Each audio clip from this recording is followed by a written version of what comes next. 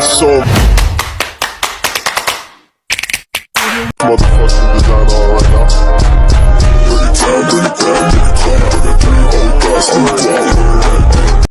Assalamualaikum warahmatullahi wabarakatuh. Halo teman-teman, pada mata kuliah Manajemen Wisata Syariah dengan dosen pengampu Ibu Aulia Rahman MEI, kami dari kelompok 5 yang beranggotakan Faradina Salsabila dan saya sendiri Nur Syifa Fadila akan membahas mengenai homestay berbasis syariah dan travel syariah. Pembahasan pertama yaitu mengenai homestay berbasis syariah. Pengertian homestay berbasis syariah berdasarkan Fatwa Dewan Syariah Nasional MUI nomor 108/DSN/MUI/X/2016 tentang pedoman penyelenggaraan pariwisata berdasarkan prinsip syariah, menjelaskan bahwa usaha homestay atau hotel syariah adalah penyediaan akomodasi berupa kamar-kamar di dalam suatu bangunan yang dapat dilengkapi dengan jasa pelayanan makan dan minum, kegiatan hiburan, dan atau fasilitas lainnya secara harian dengan tujuan memperoleh keuntungan yang dijalankan sesuai prinsip syariah. Standar homestay syariah. Yang pertama, homestay syariah tidak boleh menyediakan fasilitas hiburan yang mengarah pada kemusyrikan, maksiat, pornografi, dan atau tindak asusila. Yang kedua, makanan dan minuman yang disediakan homestay syariah wajib telah mendapat sertifikat halal dari MUI. Yang ketiga, menyediakan fasilitas, peralatan, dan sarana yang memadai untuk pelaksanaan ibadah, termasuk fasilitas bersuci. Yang keempat, pengelola dan karyawan atau karyawati homestay wajib mengenakan pakaian yang sesuai dengan syariah. Yang kelima, homestay syariah wajib memiliki pedoman dan atau panduan mengenai prosedur pelayanan hotel guna menjamin terselenggaranya pelayanan homestay yang sesuai dengan prinsip syariah. Yang keenam, homestay syariah wajib menggunakan jasa lembaga keuangan syariah dalam melakukan pelayanan. Perbedaan homestay syariah dan konvensional. Perbedaannya dapat dilihat dari cara penyajian dan beragam pelayanan yang ditawarkannya. Di antaranya ialah, yang pertama, makanan dan minuman di homestay syariah itu pastinya sudah bersertifikasi halal. Yang kedua, homestay syariah memiliki restroom atau kamar kecil yang tersedia air yang cukup untuk menyucikan diri. Yang ketiga, tersedia alat sholat di kamar hotel, serta kitab suci Al-Quran yang tersedia di kamar hotel. Yang keempat, tidak ada bar atau hingar-bingar. Yang kelima, saat check-in, pasangan yang datang dengan tidak membawa identitas menikah tidak akan diizinkan masuk dan menginap di homestay syariah. Identitas menikah bisa berupa buku nikah, KTP yang beralamat sama, atau bahkan menunjukkan foto pernikahan. Yang keenam, untuk pakaian yang digunakan, tamu tidak perlu menggunakan pakaian atau baju syariah, cukup gunakan busana yang sopan dan tidak terlalu terbuka. Hal tersebut untuk menjaga kenyamanan para tamu lain. Untuk tamu beragama selain Islam, boleh untuk menginap di homestay syariah. Meski memiliki tata cara Islam, homestay syariah tetap mengizinkan dan tidak melarang tamu atau wisatawan beragama lain menginap. Tamu atau wisatawan tetap dapat merasakan kenyamanan dan pelayanan dari homestay syariah meski bukan beragama Islam. Pembahasan selanjutnya yaitu travel syariah akan dibahas oleh Faradina. Pengertian travel syariah. Travel syariah atau wisata syariah merupakan wisata yang mengedepankan nilai dan norma keislaman yang sesuai dengan syariat Islam sebagai landasan dasarnya. Travel syariah berarti destinasi wisata yang memiliki nilai-nilai keislaman dan juga dalam perjalanannya menyediakan makanan halal, hotel syariah, sarana ibadah yang tersedia, dan lainnya. Travel syariah mempertimbangkan nilai-nilai dasar umat muslim dalam penyajiannya, mulai dari akomodasi, restoran, sehingga aktivitas wisata yang selalu mengacu pada norma-norma keislaman. Karakteristik travel syariah. Yang pertama, pelayanan terhadap wisatawan harus sesuai dengan prinsip syariat Islam secara keseluruhan. Yang kedua, staf dan pengelola wisata harus memiliki etika dan respek kepada wisatawan yang sesuai dengan prinsip syariat Islam. Yang ketiga, restoran harus mengikuti pelayanan halal. Yang keempat, mengatur semua kegiatan supaya tidak bertentangan dengan prinsip syariat Islam. Yang kelima, bangunan dengan fasilitas memadai dan harus sesuai dengan prinsip syariat Islam. Yang keenam, Tersedianya tempat-tempat untuk semua wisatawan muslim untuk melakukan kegiatan keagamaan atau ibadah. Konsep travel syariah. Konsep dari travel syariah merupakan bentuk kegiatan wisata yang tidak hanya terbatas pada wisata keagamaan, melainkan meliputi segala macam bentuk kegiatan wisata yang ada, tetapi tetap mengedepankan prinsip-prinsip syariat dalam pengolahannya. Video selanjutnya akan membahas contoh dari homestay berbasis syariah dan travel syariah yang ada di Kepulauan Riau.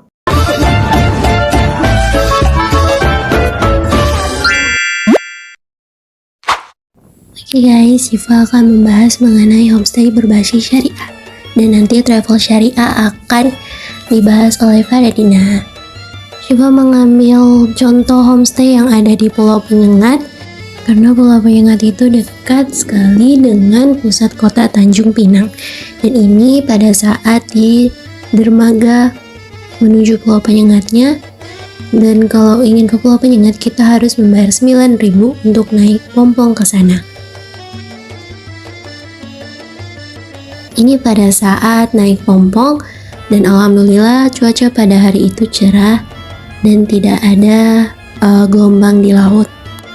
Dan ini sudah sampai di Pulau Penyengat. Sangat ikonik sekali, bukan? Tulisan "Selamat datang di Pulau Penyengatnya". Tak jauh dari Gapura terdapat Masjid Raya Sultan Riau Pulau Penyengat. Kurang lebih 100 meter dari masjid ini juga terdapat penginapan yang memudahkan wisatawan untuk bermalam di Pulau Penyengat. Di cuplikan video ini ada beberapa anak A2 MBS Angkatan 2021 yang sedang berwisata halal. Kita akan skip video jalan-jalannya karena sudah dibahas oleh kelompok 1 dan 2. Kita akan lanjut membahas mengenai homestay berbasis syariah. Bangunan yang identik dengan warna hijau dan kuning tersebut merupakan penginapan yang ada di Pulau Penyengat. Kurang lebih jauhnya itu 100 meter dari Masjid Raya Sultan Riau. Menurut informasi yang ada, 100% keuntungan dari penginapan ini diperuntukkan untuk masjid di Pulau Penyengat sendiri. Penginapan ini bernama Penginapan Sultan Penyengat Indra Sakti dan dilengkapi dengan fasilitas ATM BSI untuk memudahkan wisatawan mengambil uang cash. Penginapan ini bisa dikatakan sebagai penginapan syariah karena sudah memenuhi standar homestay syariah yang sudah saya sebutkan di awal video tadi. Untuk di lantai 1 terdapat ruang resepsionis dan lobi penginapan, dan ini adalah ruang serbaguna di lantai 2 untuk tamu rombongan besar. Penampakan pintu kamar dari balkon lantai 2 adalah seperti ini. Dan ini adalah kamar dengan fasilitas AC, single bed, dan toilet dalam kamar yang dihargai 200.000 per malam. Tersedia juga kamar dengan twins bed di penginapan ini dengan harga yang sama dan dilengkapi toilet di dalam kamar. Baiklah kawan-kawan, mungkin itu sedikit review mengenai penginapan yang ada di dekat Masjid Pulau Penyengat.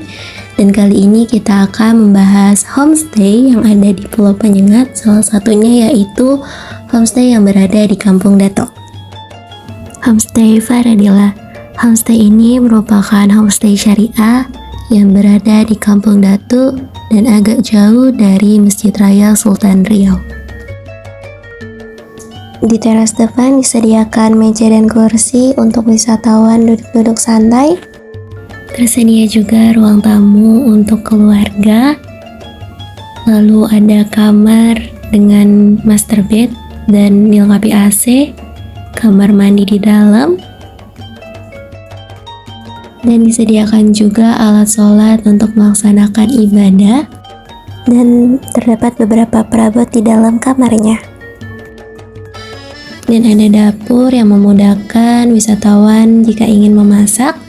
Dan homestay ini sudah bersertifikasi CHSE. Jadi bagi kawan-kawan yang ingin bermalam di Pulau Penyengat, kawan-kawan bisa menginap di penginapan dekat Masjid Raya Sultan Riau, atau teman-teman bisa menginap di homestay-homestay yang dikelola oleh warga Pulau Penyengat.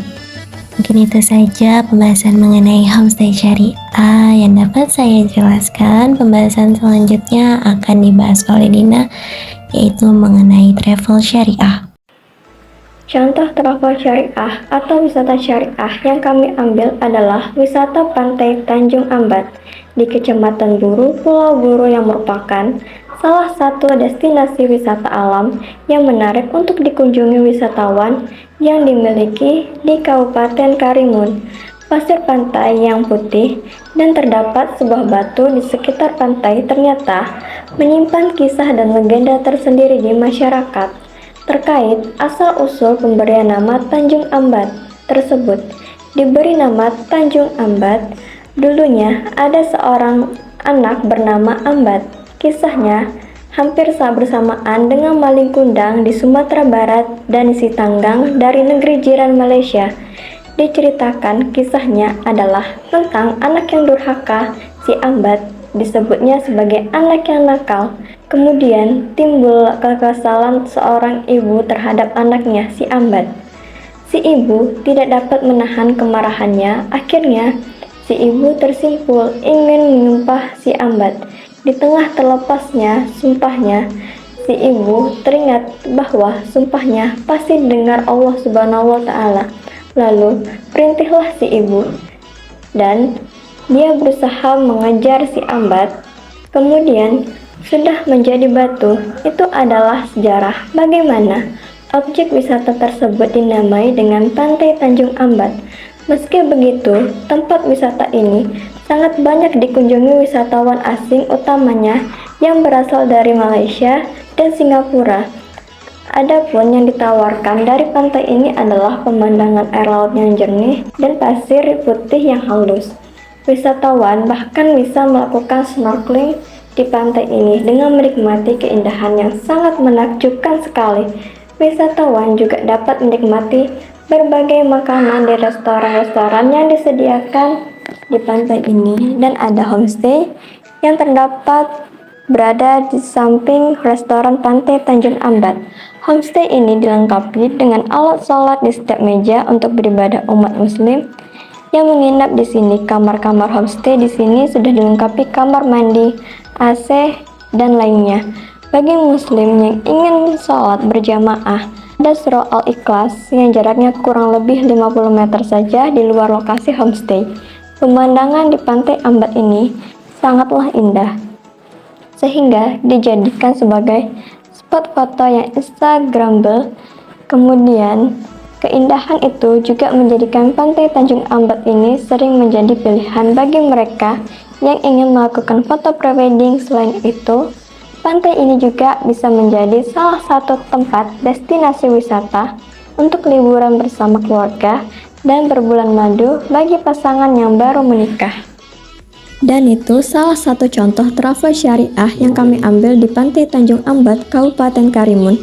Sekian video tugas dari kelompok kami. Budina membawa bonsai lalu duduk makan stroberi, semua telah usai. Saatnya kami undur diri. Kami tutup dengan wassalamualaikum warahmatullahi wabarakatuh.